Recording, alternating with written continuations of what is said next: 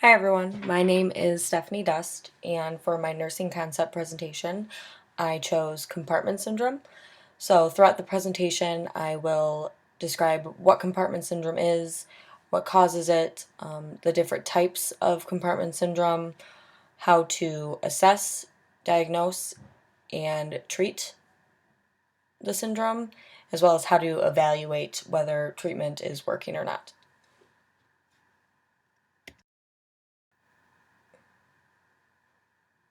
So, what is compartment syndrome? It is a major neurovascular problem that is caused when the pressure builds up within the muscle compartments and it reaches the extent of microcirculation diminishment. So, there is fascia that surrounds the muscle, and this fascia doesn't readily expand. So, when the compartment swells, the pressure rises and leads to venous obstruction, and this compromises circulation as well as motor and nerve function in that extremity.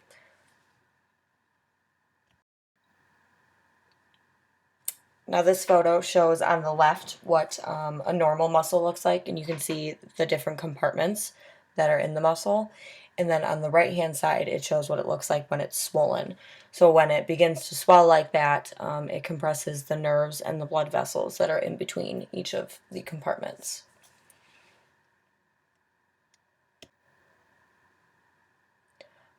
There are three types of compartment syndrome. The first is acute compartment syndrome, and this occurs when there is a sudden and severe decrease in blood flow distal to the area of injury. This is often seen with long bone fractures and in multi-trauma patients. And then the second is chronic compartment syndrome, and this causes pain and aching and tightness in the muscle, and it can be brought on when a muscle is subjected to stress or exercise. And then the third is crushed compartment syndrome, which is massive external compression or crushing of the compartment.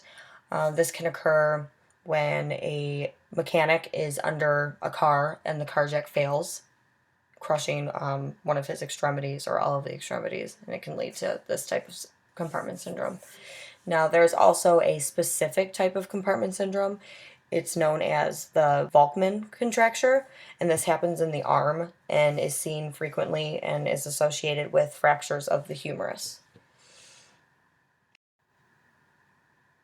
Now, the risk factors for compartment syndrome include trauma that is caused from accident, surgery, or crushing injuries. Another risk factor is casts or tight bandages that cut off the circulation to an extremity, and bleeding or edema in a confined space. This is seen with a soft tissue injury and without fractures in people who are on anticoagulants. Now, how do we assess for compartment syndrome? Early detection is essential because if it's not detected, it can lead to the amputation of the limb. So the first thing to happen is the loss of light touch sensation. Now, this is hard to assess for in a patient with altered mental status or a patient who's unresponsive or uncooperative. It's hard to detect that. Other assessments to look for are paleness of the limb, cool skin temperature, delayed capillary refill, weak pulsations, tingling or burning in the muscle, or the muscle feeling tight and full. It's also, you should assess for pain that's unrelieved by position change or the application of ice or the use of pain medications. Now, the hallmark sign for compartment syndrome is pain that occurs or intensifies with passive range of motion exercises. And then the late signs that are seen include pallor and loss of pulses. Now, loss of pulses is considered a late sign, and it's an omnia sign because if you do feel a pulse, it shouldn't be ruled out. That compartment syndrome shouldn't be ruled out.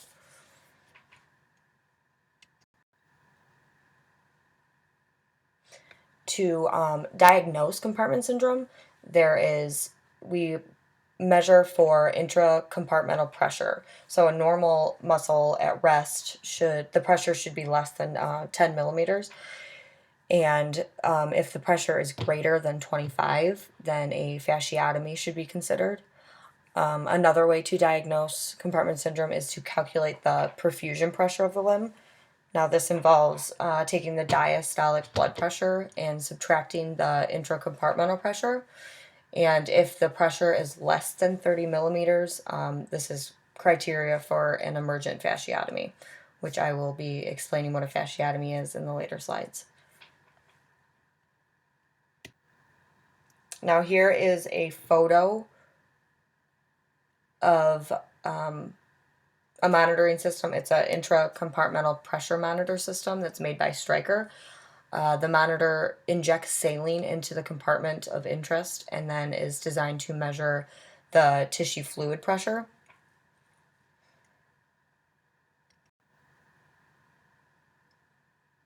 Now, the treatment of compartment syndrome involves pain management, so the use of analgesics, and then bivalving the cast, which is the removal of the cast, or the removal of a tight bandage to relieve the pressure. And then if that doesn't work, a fasciotomy is considered. Now, when acute compartment syndrome is suspected, it's important to note that the injured extremity should not be elevated, and the extremity should be maintained at heart level so we can keep blood flow maintained to that extremity.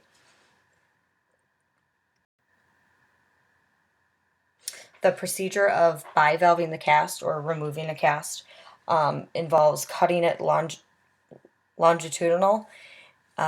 So to divide it in half with a cast cutter, and then you would cut the under padding with scissors, followed by spreading the cast apart with cast spreaders, and you should inspect the skin, and by doing this, it doesn't interrupt the alignment of the bone.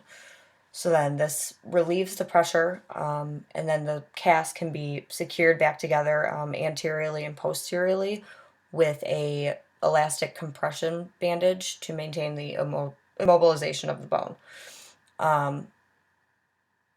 Following this procedure, the extremity should be elevated, again, no higher than the heart level, to control the swelling and to promote circulation to the extremity.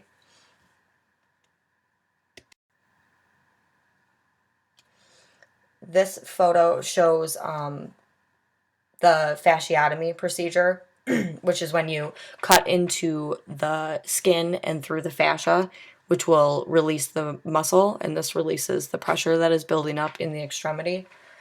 Now, after the fasciotomy, the area may have to be surgically repaired, or a wound vac is used, or graft tissue can be used after the swelling is reduced to repair where the extremity was cut into. Now, after these procedures, the patient should be monitored for their response to either the bivalving of the cast or the release of a bandage, or after a fasciotomy. So continued assessment is necessary of the limb for circulation, sensation, and mobility as the physician orders. And any changes should be reported promptly to the provider, such as what we assess for in the beginning. If there's circulation problems and there's going to be decreased capillary refill, we want to make sure that they continue to have sensation in their limb. And then if the pain increases as they move, or with passive range of motion exercises, those should be all reported to the provider. Common nursing diagnoses for compartment syndrome include fear related to possibly losing the limb, acute pain, which is related to the pressure that's building up in that compromised body part, and then another nursing diagnosis is ineffective peripheral tissue perfusion, which is related to the increased pressure within the compartment. Obviously, that compartment that is swelled and the limb that's being affected isn't getting the proper blood flow supply because the muscle is compromising those blood vessels within the limb.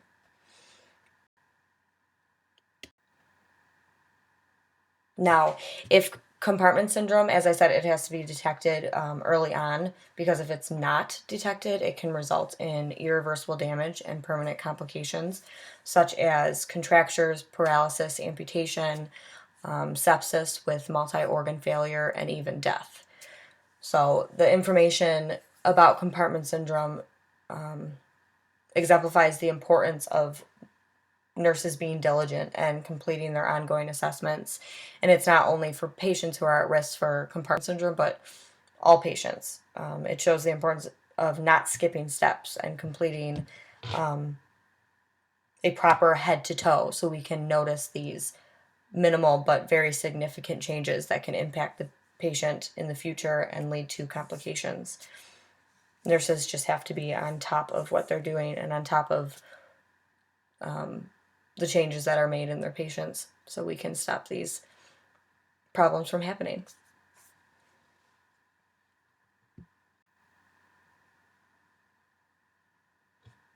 Thank you for listening.